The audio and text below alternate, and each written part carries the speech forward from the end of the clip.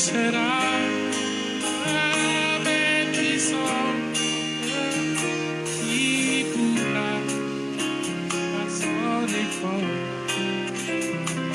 arrêter sur cette porte où déjà je vois ta main.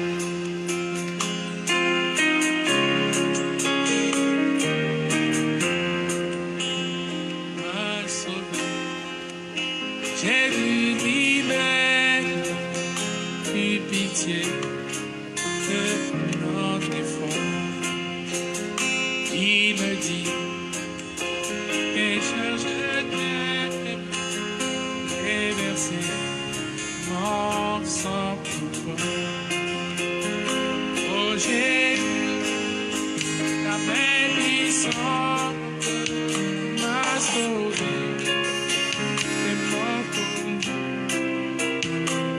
Et tu prends vivant d'attente par le temps d'un. Merci beaucoup. Nabalandinyo sur l'émission La Route du Repos. Nous allons dans Sengo mingi vraiment na pokwa lelo lisusu kozala liboso na bino. Bino bozali kolanda biso partout dans le monde entier. Que le Seigneur vraiment apambola bino richement. Et que vous continuez toujours pour aimer, pour commenter votre émission La Route du Repos, où il y a toujours votre frère Élie, allez toujours pour présenter l'émission. Vous avez vraiment tout ça la biso ngoli. Tant que même difficulté, moi mon Nzambe azali ko soutenir biso. Et puis na ba te na biso nyonso pe bazali ko soutenir biso de loin aussi de près. Na ba conseil, na ba prière. Donc je dis que vraiment musala toujours ça là. Eza musala moko ezali pamba, eza musala Nzambe. Ndenge le frère Paul a dit vraiment que te a obo ya mbaki yango non comme uti pa ina bato mais lolenge uti pa ina Nzambe. Donc yangwana tozala esengo mingi ya kozala lisusu liboso na bino na pokwa lelo oyo tozali le dimanche le 23 mai 2021 tozali kokoba toujours na kati ya thème na biso sur la prophétie marche. Donc oyo ezali thème eza tiré na livre ya Habakkuk chapitre 2 verset 1 tina verset 3e. Donc par la grâce de Dieu qui tambola avec notre bien-aimé le frère Sekou Tchama pour tous aller sur avec l'organisation sur la création. Donc ce soir ici que zalio bongisi kaka carnet na yo bongisi bible na yo ozali kokoma s'il y a des questions des préoccupations pour hésiter te kokomela biso ndenge tango nyonso tozali koyebisa bino. Donc frère Cédric, shalom. Shalom frère Élie. Vous allez vraiment laisser un minute dessus pour y avoir dans l'émission La Route du Repos. On va partager. Donc, je dis que vous avez déjà évolué la marche sur la création. Oui. Voilà, parce que vous dites que nous pouvons aller juste pour la souche bénie. Mais nous passons aux âmes à la carte. Voilà, nous avons cas donc, avant d'évoluer dans la carte émission, nous avons toujours dit que c'est un frère Cédric. Vous semblez là. Et puis, tu continuer la marche dans mission. Pour la nuit, prière et pas à faire Cédric. Jésus, tu es précieux, merci. Le maître de toutes choses. Toi qui es capable de changer le temps et les circonstances. Toi qui renverse et qui établit le roi. Tu es lié au Seigneur, au Sala Sala, c'est-à-dire l'émission La Route du Repos ainsi que notre intervention. Oui, takoli kombo na yo te to bengani yango musika na kombo nesu. Donc père, on ne se peut empêcher pas de comprendre les la musika pour que kozala ki ko rendre biso incompréhensible bengani yango ba fausse raisonnement, ba raisonnement ya bon moto, mais sika ya Bible to longola yango za 1000 leçons au fait lorsque yondo régner raisonnement biblique, c'est-à-dire ce qui est écrit de Eloba na kombo nesu Messia. Amen. Voilà, frère Cédric, avant tout d'abord pour évoluer l'émission ici, je crois que ça c'est la première fois qu'on a parlé de l'émission. Je veux que ce juste 5 minutes. Donc, tout ça, moi, récapitulation, mon point. Fait que bateau, même où il y a qui sauté la fois passée, les lobas ont même quand même l'idée d'un minute de banda qui peut s'y calmer tous amis. Donc, tu peux juste 5 minutes, puis tu peux évoluer dans la marche. Ok, on a récapituler un peu rapidement plutôt. Tout le bas qui est dans Genèse chapitre 1, comme verset 7, na verset 13. Ok. La dans la Bible, tu as qui constate un peu ma démarche. Tout le monde a qui les eaux, tout le monde a qui l'étendue, appelée le ciel. Tout banda qui dans le premier jour, tout le monde que on ne peut jamais parler du troisième jour de la création sans pourtant parler du deuxième jour de la création. Et on ne peut jamais non plus parler du deuxième jour de la création sans parler du premier jour de la création. Dans le premier jour de la création, empreinte la création de la lumière. Le total, c'est que dans le Zambé, la lumière, dans le premier jour de la création, et en gros, les alliés comprendre que l'événement qui s'est produit dans le troisième jour de la création, ils ont tiré origine dès les premiers jours de la création. Dans le quand nous avons créé lumière, quand nous avons créé lumière, la lumière a été créée nécessairement pour éclairer. Vous voyez, la lumière qui fut créée dans le premier jour de la création, tout le monde a éclairé la terre. Parce qu'à ce net moment, la terre n'était pas encore manifestée. Maintenant, la lumière, on a créé le premier jour de la création, tout le monde a éclairé que cette lumière-là et qui n'a abîme. Tout le monde qui peut te faire un exemple en disant moment il y a notre sœur Marie Missam qui n'est plus. Ayembaki, où irai-je encore, Seigneur, au fond de la mer, toi, tu es haut, même au fond de l'abîme. Tout le monde qu'il y a plusieurs personnes qui chantent cela, mais ce que tu l'abîme se trouve où il ne sait pas. Alors, par rapport à l'écriture, par exemple, qui la fois dernière, total ça qui que psaume 16 6 si je ne m'abuse plus et le but que dans nous amba kabola ki mai mal fungwa maki Israël a leka ki asek asek wana place Israël a leka Bible zo benga place wana de l'abîme ndeto comprenez que quand vous mai zongi c'est que la profondeur des eaux les Bible reconnaissent comme étant l'abîme. Même ce que peut aller ici, Bazo Melas, Jonas à côté de la Katamai. Bien que tout le monde peut vous montrer, c'est là qui n'a la Katamai. C'est la Katamai que Jonas a reconnaître dans la Bible. Vous voyez, le total, c'est que cette lumière-là a été créée pour aller éclairer la Bible. Parce que la Bible, les ténèbres régnaient à la surface de la Bible. C'est-à-dire que si les ténèbres sont des si la lumière et qu'il n'y a pas luire. Ça qui peut exemple par rapport à Genèse chapitre 1, la lumière louit sur les ténèbres. Deuxième jour, on a vécu que ça la récapitulation un peu rapide il y a premier jour. Deuxième jour, intervention totale, c'est que quand vous avez sa lumière on a créé, bon, le premier jour, déjà, la lumière, on a créé la séparation des eaux. Parce que la lumière est entrée dans les eaux, dès qu'il faut éclairer les eaux, c'est-à-dire une partie des eaux dans l'abîme. Et puis, quand la lumière est éclairée, éclairera toutes les eaux, éclairera une partie des eaux. Tout ça qui est exemple, il y a Exode, et si quand Oyo, lumière les eaux côte en Égypte. Parce que tant au temps, les premiers jours, on a Ézéchiel chapitre 29, Ézéchiel 32.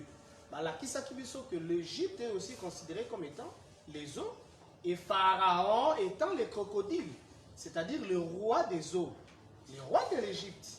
Maintenant, tant que l'Égypte est considérée comme les eaux, c'est que tant que dans Moïse avec le message du salut, Moïse a éclairé l'abîme, les eaux.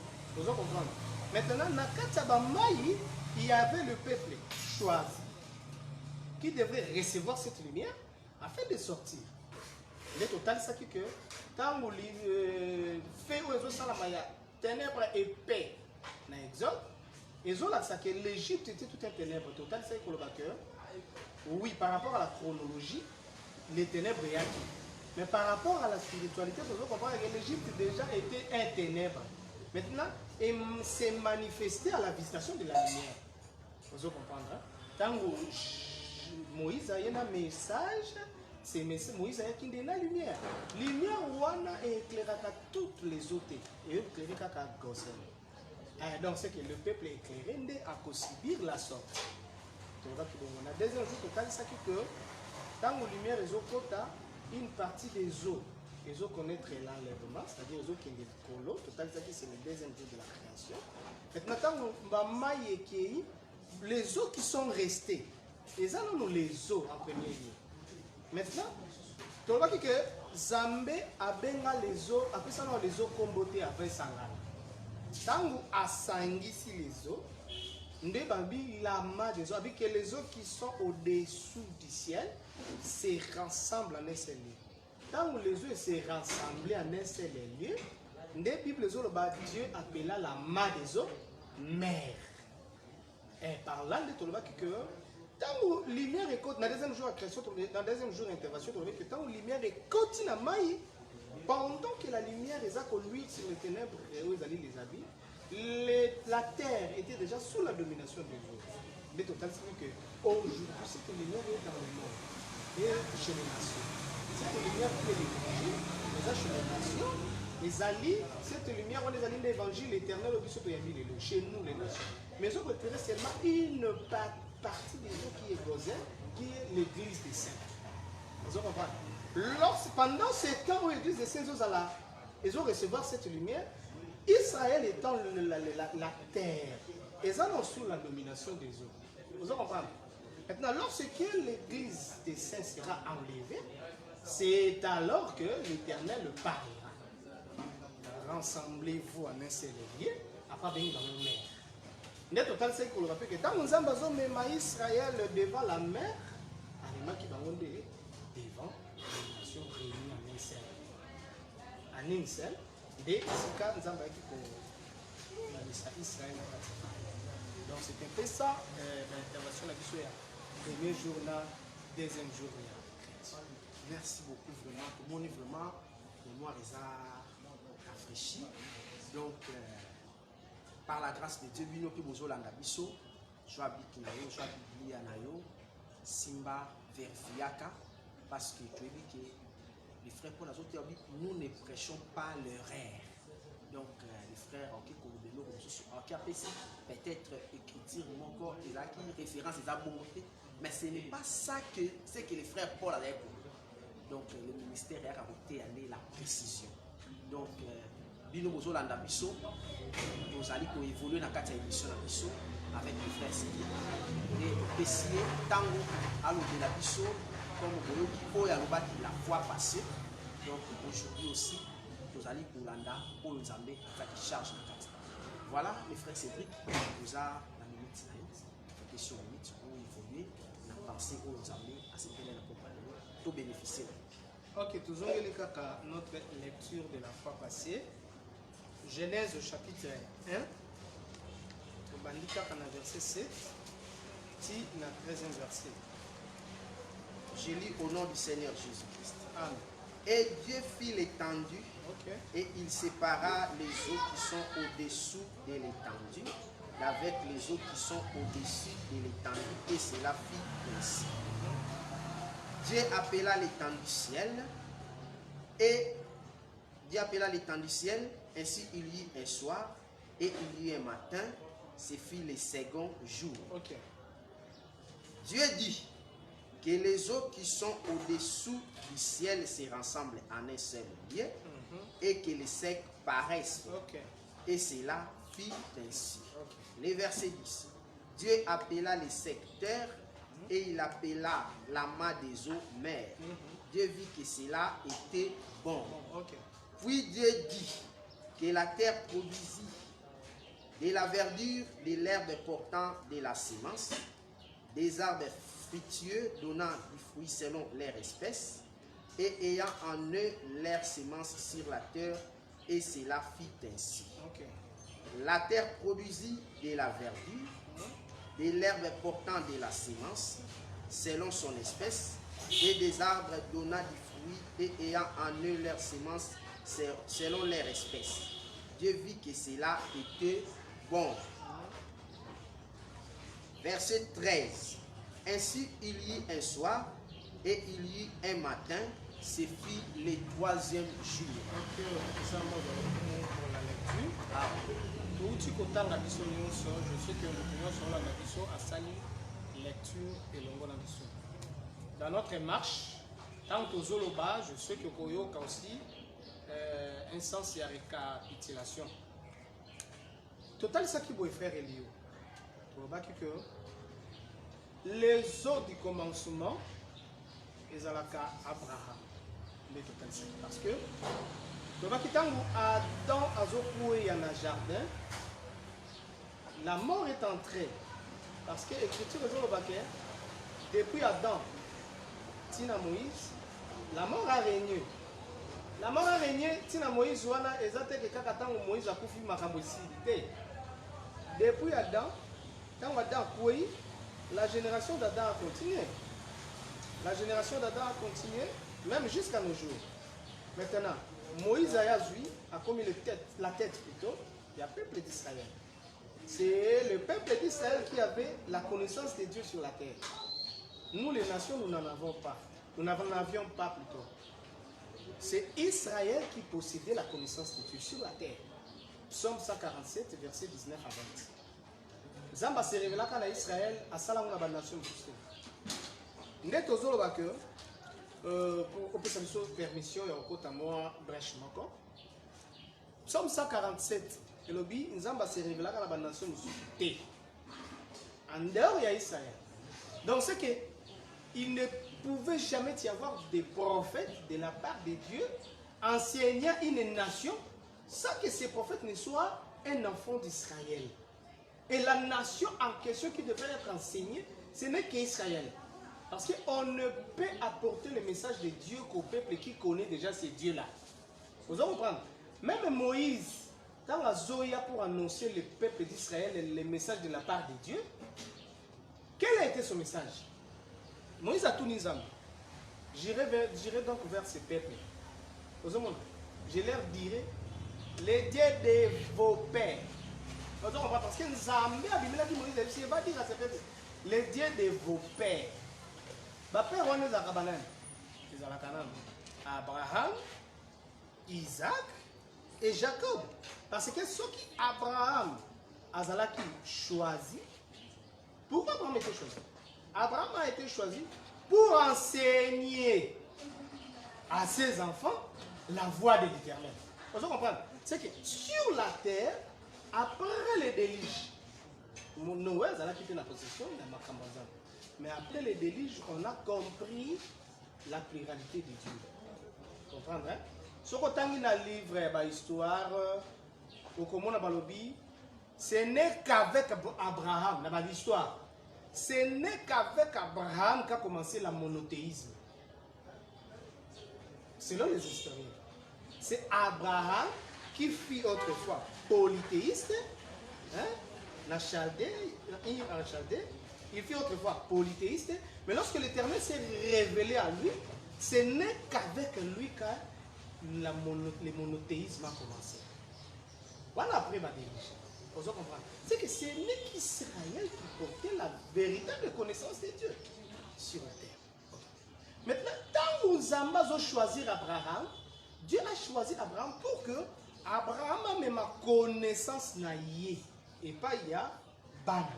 Et Dieu savait que c'est à travers ces enfants-là que la connaissance de Dieu parcourira le monde entier. Pourquoi dans le Bible?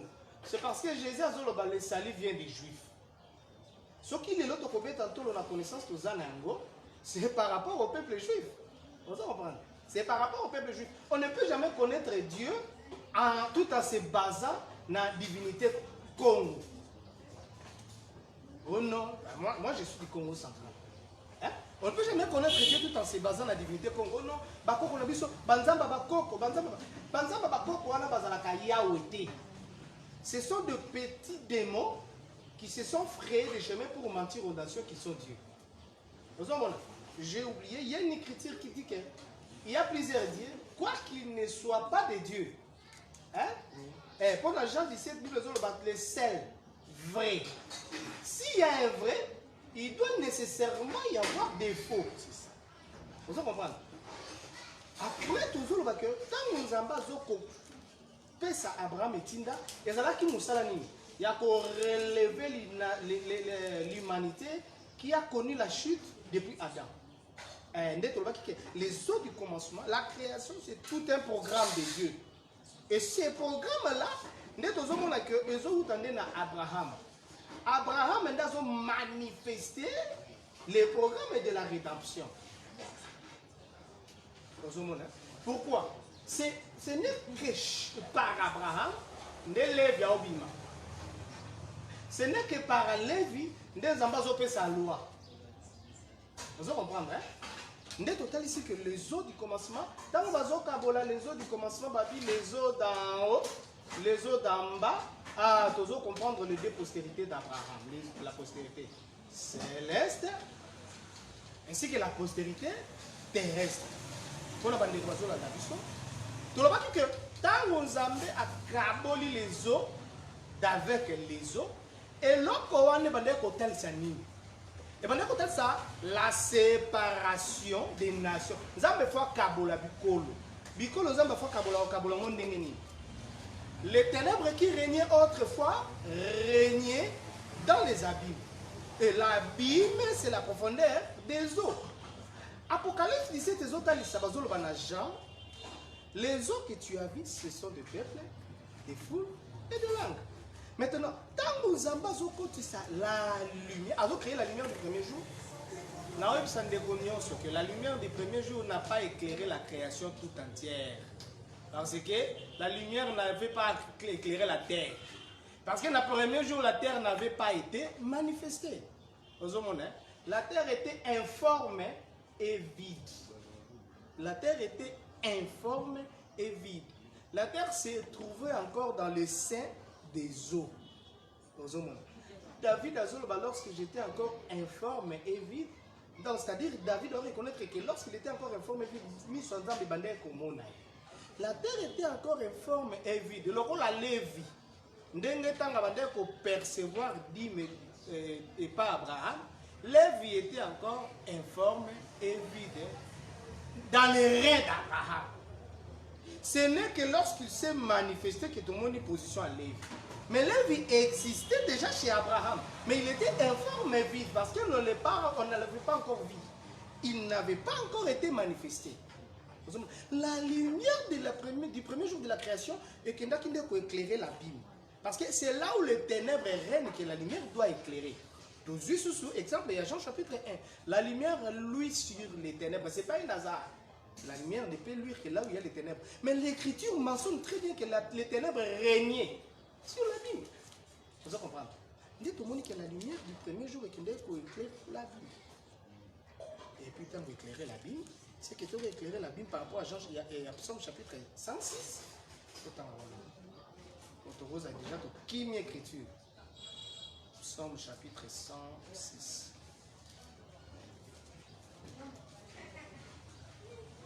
Zamba peut s'affaire Psaume chapitre 106.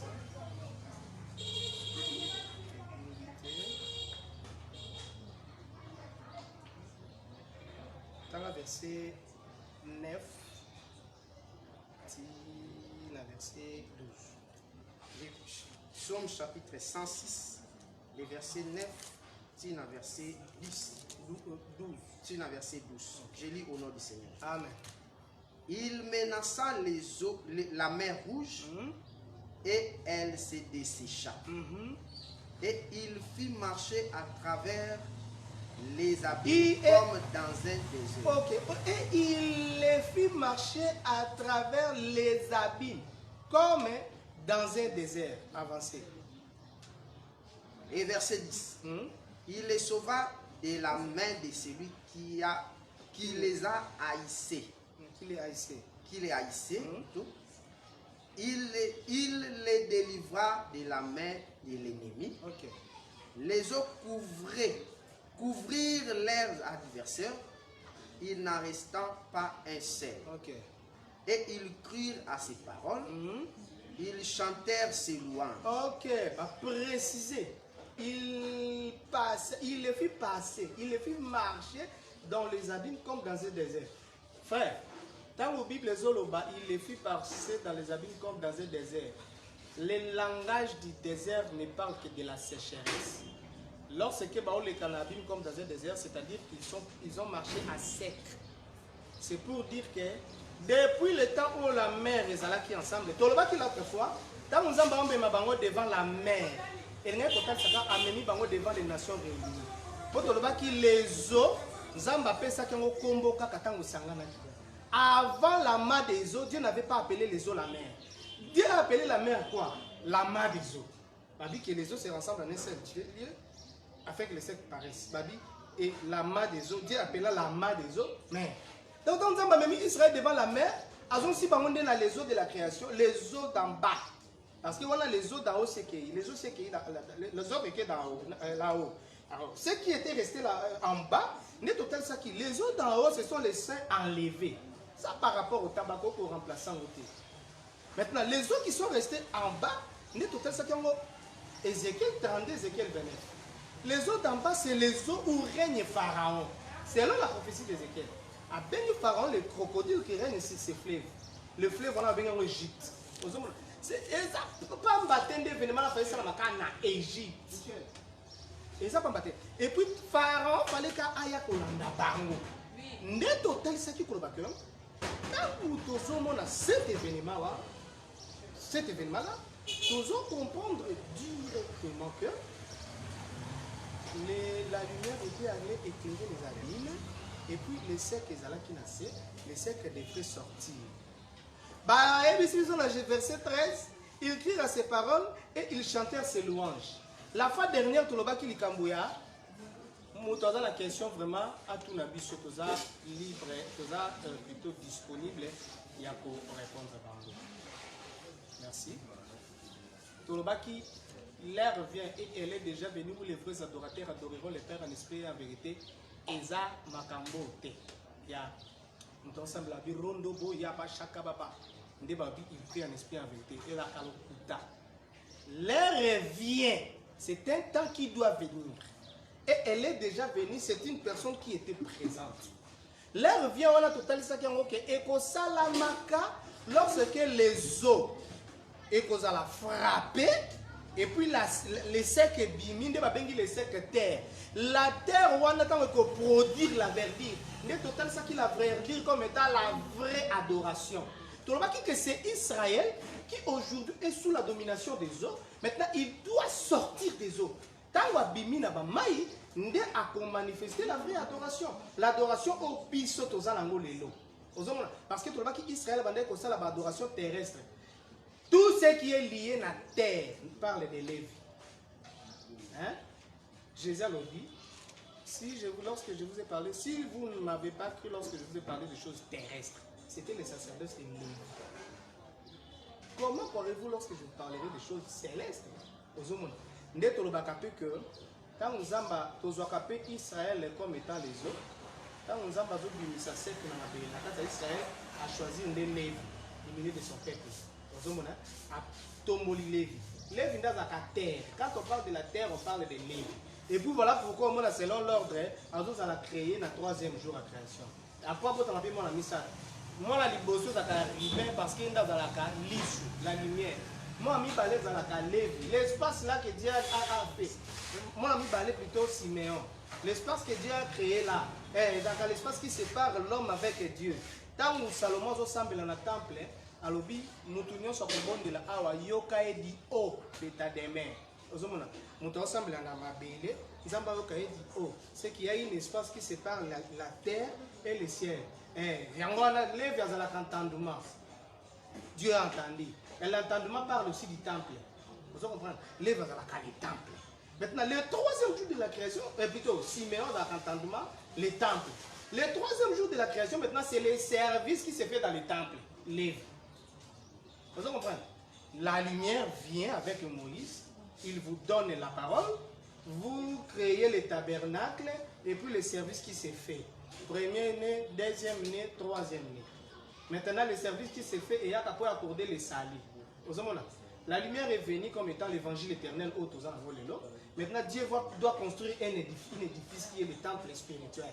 Maintenant, c'est dans ce temple-là que nous allons adorer l'éternel. La lumière qui est venue, c'est Ruben. Dieu a vu. Le temple qui est construit, c'est Siméon. Hein? Les liens de l'entendement. Si tu ne vas pas dans les temples, Dieu ne veut pas t'écouter. Il ne va pas t'écouter. Les liens de l'entendement. Maintenant, le service qui s'est fait à l'intérieur du temple, c'est le service lévitique. Le service sacerdotal. Troisième jour, il y a création. Tout le monde est total ça. Ce qui va vous faire ça, le programme est dimanche prochain, nous avons un programme de prière dans la route du repos. Mais tout ça, fait ça ce jour parce que nous avons besoin de vraiment la terre et la verdure, la vie quotidienne. Nous avons déjà la régie basée la rigueur à Makassi. Tawana et la vie sur pas si toqué nango, mais aussi ça nous a pensé tout ça. Lévi a zakapé aussi la terre. Pourquoi tu le vis bon? Parce que tant où Lévi a bimandé à Memaka la verdure. La verdure est considérée aussi comme étant l'abondance. La verdure est considérée aussi comme étant la nourriture. Mais la nourriture là, que Lévi produit, comment faut-il les manger? Faut-il la manger plutôt? Nourriture au lait, on dit ça. Baliango, oui, baliango, n'est-ce pas? Baliango, la nourriture au lait, va produire. Lévi aujourd'hui, c'est le service ministériel. Oh, il y a ça, le service sacerdotal. Il y a chaque jour, bien que le véritable animal a été déjà crucifié, a été déjà immolé. Mais aujourd'hui, parce que le véritable animal, il y a Israël sali à Koufa en Égypte. Hein? Animal a appelé ça Israël sali à Koufa en Égypte. Israël chaque jour dans le désert, dans un animal à Koufa en Égypte. Le salut vient de là. Mais chaque jour, Israël a offert Banyama. Ah, Jésus nous a donné la sanctification de par l'œuvre de la croix. Mais chaque jour, lorsque nous venons, nous acquérons ce qu'on appelle la sanctification de chaque jour. Parce que par rapport aux Français, la sanctification que Jésus nous a donnée, une sanctification passive. Na français, vous savez l'écriture. Na bien français. Et la sanctification, c'est ça ce qu'on appelle passive. Maintenant, la sanctification de chaque jour, c'est la sanctification active. Parce que, à cause de Paul Malokota, sur le but que rechercher la paix avec tous et la sanctification. Ah. Mais apôtre Paul m'a dit Jésus nous a sanctifiés. Et nous acceptons que le rôle de Jésus a sanctifié. Nous avons vu chaque jour au Madosa du Congo. Jésus nous a déjà sanctifiés. Non. Dans la vie de chaque jour, nous devons rechercher la sanctification. Ah, c'est ça la marche d'Israël dans le désert. Nous avons dit que nous avons dit que nous avons dit désert comme état lié à souffrance. Désert est lié à souffrance. Désert est lié à transformation. Désert est lié à adoration. Désert est lié à louange. Bandeko. Désert est lié à souffrance. Babé m'a lié à souffrance parce qu'Israël a souffert. Mais c'est le lieu de l'adoration. Est-ce que tabernacle, ils ont dressé en Égypte? Tabernacle, ils ont dressé dans le désert. Sur votre présence à tabernacle, Moussa Naoni. C'est après la traversée de la mer, c'est après la traversée à mer Rouge, tant qu'Israël a obéi à la mer Rouge, ils ont manifesté l'adoration. Et Jean chapitre 4. Mais tout le total, ça peut la vie de chaque jour, il y a Santou. Mais tout ce qui n'a fait Elio, après le service à prière, nous allons dans la route du repos dimanche prochain. Nous allons aligner pour la 4e fois. En tout cas, vraiment, pour tenir la rigueur, ce qui toque dans ma bellette. Tout le monde pour permettre que tout le monde la brèche, tout côté. Parce que tout le monde déjà est là pour faire Mikolo Nibale.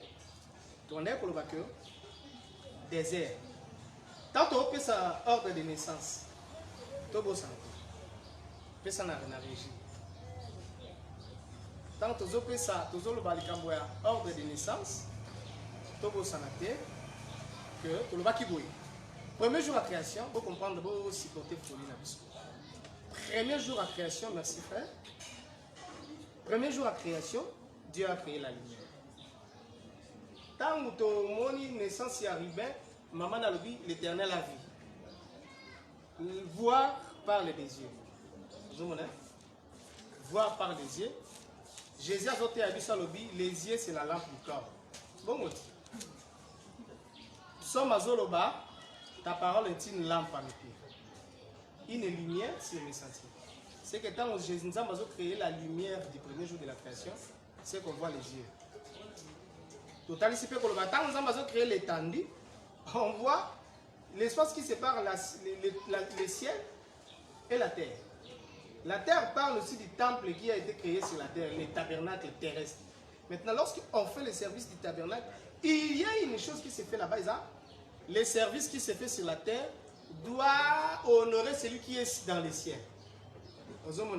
Et puis, Sanzambe ayoka.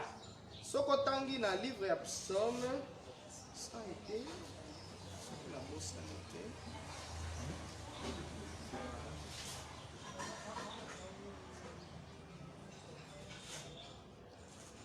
Ben, Psaume 5, verset 20, verset 22. Car il regarde du lieu élevé de sa sainteté. Ok. Du haut des cieux, l'Éternel regarde sur la terre. Il regarde du haut du ciel, du haut élevé de sa demeure, de sa sainteté. Ok, de sa sainteté. Du haut des cieux, l'Éternel regarde. Atali, ça c'est la naissance des Rubens. L'Éternel regarde du haut des cieux. Atali, continuez. Verset 21. Pour écouter Pour les gémissements. Écoutez.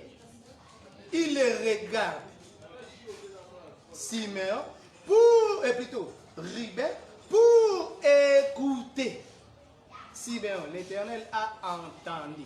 Continuez. Verset 21. Pour délivrer ceux qui vont périr. Ok, on m'a dit qu'il va sauter mon moko. On m'a dit, hein? L'Éternel regarde du haut de sa sainteté, du haut des cieux, qu'on ne sait qu'à demeure les années. Azota la ponani, yoka. Il regarde la terre. C'est que là où l'Éternel est assis et la terre, il y a un espace qu'on appelle le ciel. C'est ça le deuxième jour de la création. Maintenant, si on t'a au monde à Batangi Gaga, Ribin, Simeon, Jida. Je crois que vous comprenez parce que vous comprenez. Batangi Gaga, Ribin, Simeon, Jida. Lève à Tangamité. Lève à Tangamité pour la nuit. Parce que lève à la carte, il y a Simeon. Lève à la carte, Simeon, comment? Dieu ne peut jamais écouter s'il n'y a pas le service sacerdotal. Vous comprenez? Voilà pourquoi Jacob a un prophète. Raison pour laquelle la bénédiction prophétique fallait Jacob s'en s'arriver à Simeon ensemble. Et tout, Simeon a lévé ensemble. Awa, et puis ça Jacob a raison. Dieu regarde du haut du ciel pour écouter. Il regarde. Ruben, écouter. Lévi pour délivrer Juda. Où est parti, plutôt, écouter Simeon pour délivrer Juda. Où est parti Lévi? Lévi se trouve à l'intérieur de Simeon. Parce que Salomon a ensemble la lobby, nous tenons sur bon de la carte temple au yo kaye. Si l'Éternel écoute, c'est le service de Simeon. Maintenant, il écoute ceux qui font le service sacerdotal. Lévi. Et voilà pourquoi Zambé fallait Jacob quand on pambola. Il faut pambola, Simeon a Lévi et si comme encore. Parce qu'on ne peut jamais séparer les temples et les sacrificatures. Jamais sacrificature et ça la musique et temple. Les sacrificatures doivent toujours se faire dans les tabernacles. Les tabernacles, c'est les temples portatifs, les temples qui se déplacent. C'est autant qu'on a Acte chapitre 6. Maintenant, Zambazu avant de s'en aussi comme on va un temple au Salomon et au Sambela.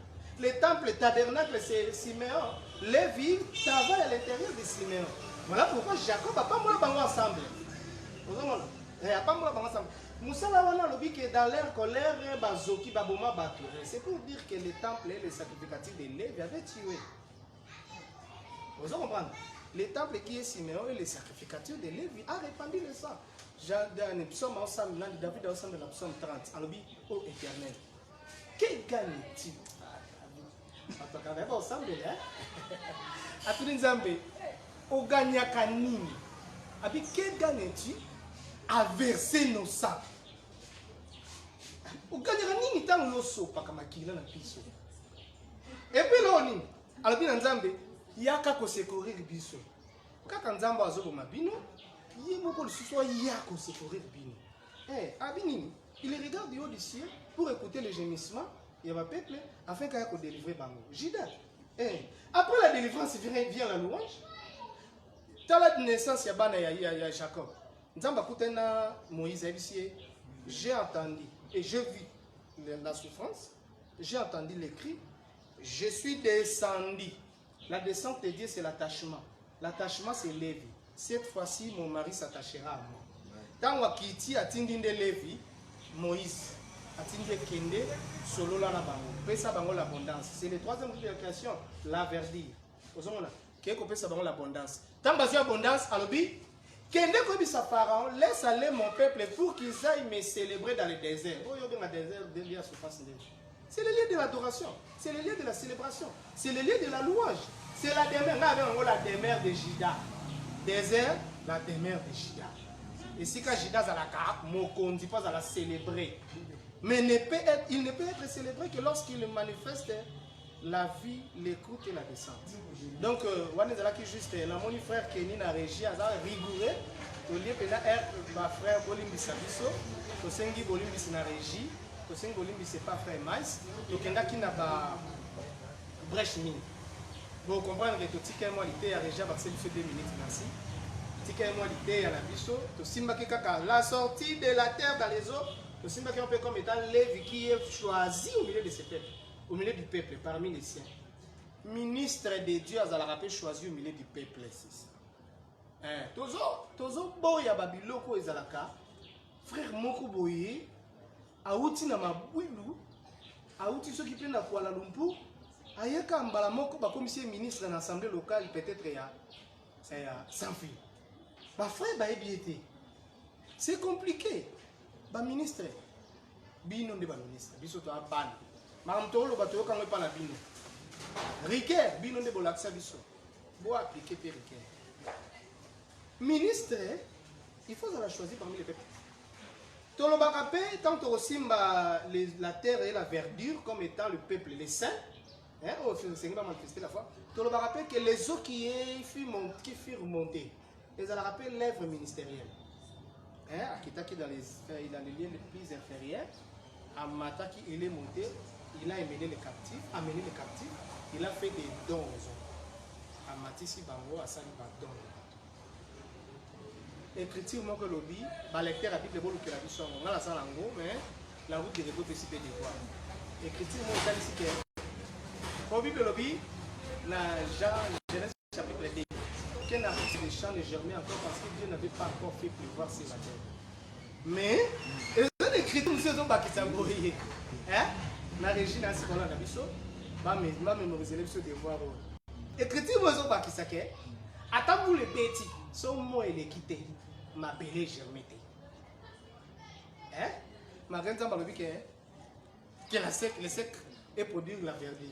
Mais ce qui m'a été. Verdure et bimaté. Malgré Genèse le dit parce que Dieu n'avait pas encore fait pleuvoir. Attention, les cieux manifestent la gloire de Dieu. L'étendue manifeste la gloire de Dieu. Il faut l'étendue manifester la gloire de Dieu pour que le peuple qui sont des saints va manifester peu la foi, la verdure. Devoir à domicile.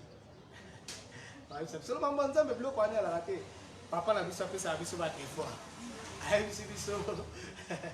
Bozo loko bolu kilanga yango elobi nini ye ministre aza déjà na idée na aotala pe bana na ndeni ba osala mosala to pesi merci beaucoup na régie na minute o ba pesa ki biso supplémentaire to singi pardon pour to lia ki déjà minute za ki ya biso te tosengaka pardon lo mosusu tosalela te toza na raison apesa te te makambo alobesaki ebele te moto alobaka mpe aza na capacité ya ogérer temps en tout cas tosengi pardon mingi mpenza mingi nzambe mpe alimbisa biso epesi merci na pasteur Tite parce que le dimanche passé juste après l'émission où le frère Daniel alobelaki sur le baptême okendaki réunion le bureau ya la route du repos le bureau ya la nuit de David tozalaki na réunion na ministre de Dieu apesaki biso baorientation baconseil ebele tozopesa vraiment merci beaucoup na lisu oyo le ministre de Dieu azotia sur mosala oyo ezosalama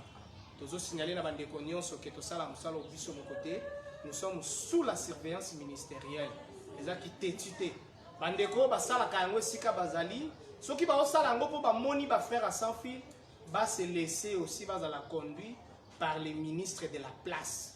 En tout cas, nous allons assister à l'émission de Nanyos Makasi. Nous allons pas la paix Nous allons vraiment pour remercier notre bien-aimé. Nous avons disposé aussi tant d'années pour la charge pour nous embattre dans 4 pour parvenir sur ces messages. Nous avons vraiment je dis vraiment que les devoirs ou les papiers si biso nous soka suivi soki biso toujours réponse te akoya peka aza mwana na biso aza pe frère aza mwana ya ndako avant qu'on pesa biso réponse eza problème te amen toyebi que bible eza na monene ndenge bateyaka biso donc na kati ya programme na biso nzambe vraiment azalaki malamu aza koassiste biso émission de Tobandaki Yango, puis nous allons vers la fin de notre émission. Donc nous allons vraiment pour benga binonio son andé maté nous allons côté yama. Je dis ça bande konyo so allons kolanda biso de près aussi de loin. Pour hésiter té na ba question, ba suggestion, na ba conseil. Nous allons vraiment na kati ya musala ya Nzambe na likanisikara ki ya ko panza sango malamu.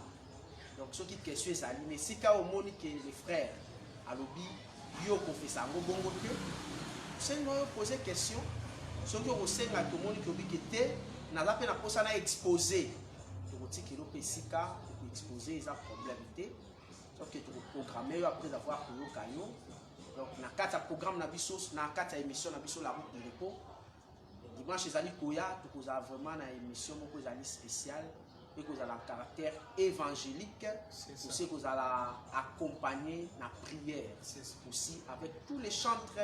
Donc, émission vraiment des collègues. Je sais que le Seigneur a vraiment au rendez-vous.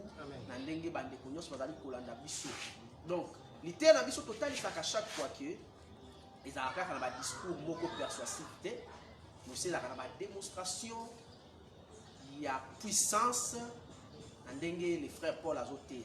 Donc ceux qui biso tozoté a fait boulelo donc c'est parce que toyo kapé les frères Paul ngate yaki parce que li teo na te yaki bino ceux qui bo batela kaka ndenge te ya maki donc na ndenge wana to la sauver mais ceux qui sala ngo contrairement na ndenge les frères Paul a te yaki c'est-à-dire to la rejeter donc ceux qui ont espérer vraiment na lité au frère Paul a te yaki ya pour la fait enlever biso pe tozo di manalité to la lever faut battre la lité à la ndenge donc David a dit aie égard à l'alliance. Donc, l'issue fait à la grande alliance.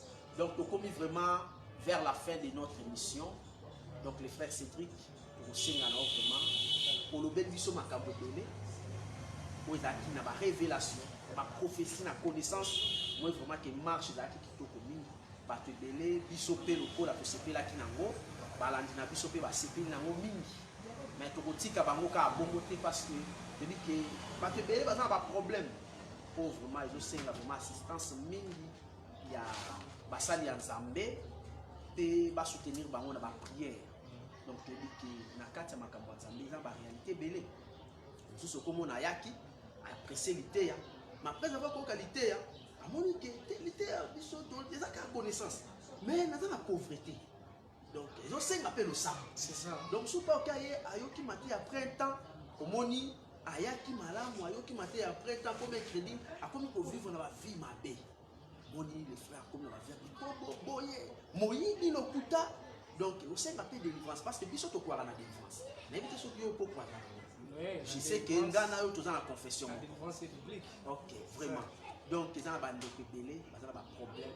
Surtout ba ndeko ba dosala ba situation ba problème wana, tu vis que toki ko lo ba même atati wapi parce que ba problème les belé. Donc on a dit que nous en Saint-Esprit nous semble la balade, nous sommes biso. Ou à sa maladie, pas un problème ni. Donc on dit que ndenge lité était ami boy, ils a vrai. Aussi, lité yana est accompagné possible.